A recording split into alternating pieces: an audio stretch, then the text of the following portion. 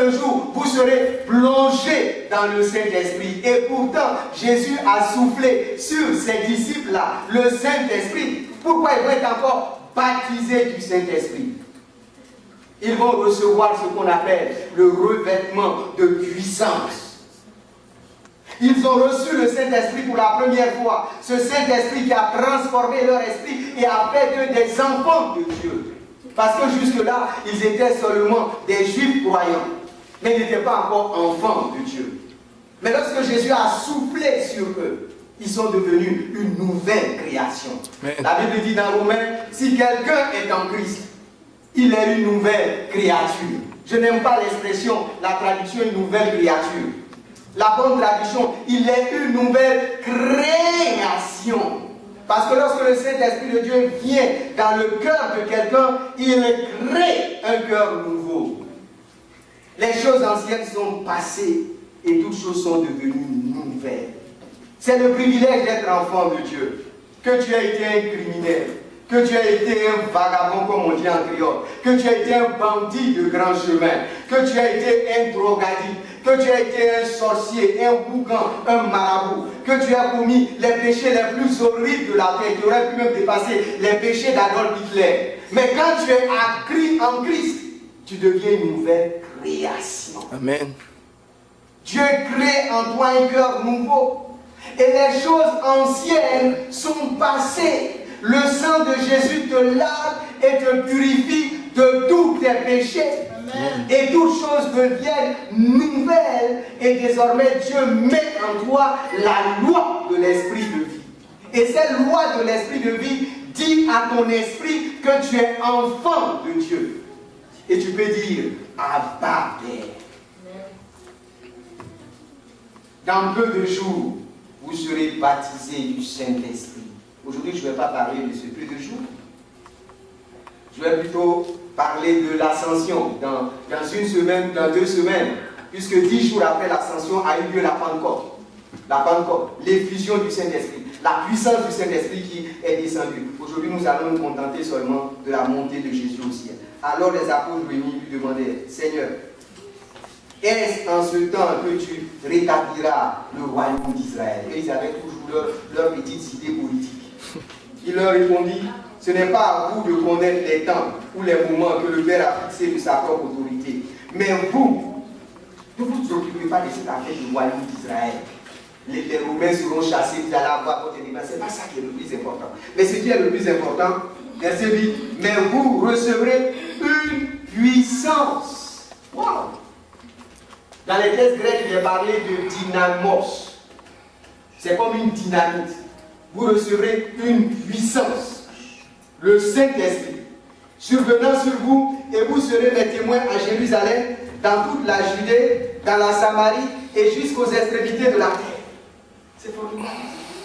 N'oubliez pas que Jésus a donné la grande commission à ses disciples dans Matthieu 28 à partir du verset 19. C'est sur le mur là-bas. Allez, faites de toutes les nations des disciples, les baptisant au nom du Père, du Fils et du Saint-Esprit, et enseignez-leur à observer tout ce que je vous ai prescrit. Et voici, je suis avec vous tous les jours jusqu'à la fin du monde. Mais il ne leur a pas donné le sens du Saint-Esprit pour faire ce travail. Verset 9. Après avoir dit cela, il fut élevé. Il fut élevé, c'est ce qu'on a vu. Il fut élevé. Le Saint-Esprit l'a happé. Le Saint-Esprit l'a attiré. Comme un aimant qu'on prend pour attirer un objet métallique.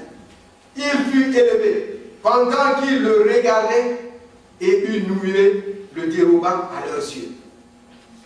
Et comme ils avaient les regards fixés vers le ciel, c'est fascinant. C'est le deuxième personnage, le troisième personnage, qui monte au ciel sans fusée, sans avion, sans technologie extraordinaire. Il est là comme ça, et Jésus s'en va. Jésus s'en va. Donc les disciples sont là, puis ils regardent. Waouh! Fais-moi bénir cette vidéo. Les disciples sont là, et puis ils regardent. Jésus est en train de partir. On n'a jamais vu. On a lu dans le livre des rois qu'Élie aussi a été aspirés dans un tourbillon de feu, dans des chariots de feu. Mais nous, de nos yeux, nous voyons maintenant. Nous voyons le Maître qui est en train de monter au ciel, qui est en train de grimper au ciel. Il n'y avait pas d'échelles qui sont descendues comme au temps de Jacob. Il est en train de partir. Il est en train de partir. Les disciples sont là. Il a expliqué qu'il devait partir, qu'il allait aller auprès du Père. Et je vais vous expliquer pourquoi il est monté auprès du Père. Mais les disciples, c'est fascinant. Waouh! C'est fascinant. Ce que le Maître a dit. Il dit, je m'en vais vers le Père. Dans Jean au chapitre 14, au verset 1. Et la suite. Il dit, je m'en vais vous préparer une place. Et lorsque je m'en serai allé, waouh, il est là. Il a commencé à revenir. Il s'en va. Il s'en va. Le Seigneur des Seigneurs, le Maître, le Créateur de l'univers, la parole faite chair est en train de partir. Et les disciples sont fascinés de voir cette expérience qu'Élie a vécue, qu'Enoch a vécue. De leur temps maintenant, ils voient Jésus-Christ de Nazareth monter au ciel. Monter au ciel. Vers la droite du Père. Et lorsqu'il est monté au ciel, il nous est dit, dans Marc, il s'est assis. Où? À la droite du Père.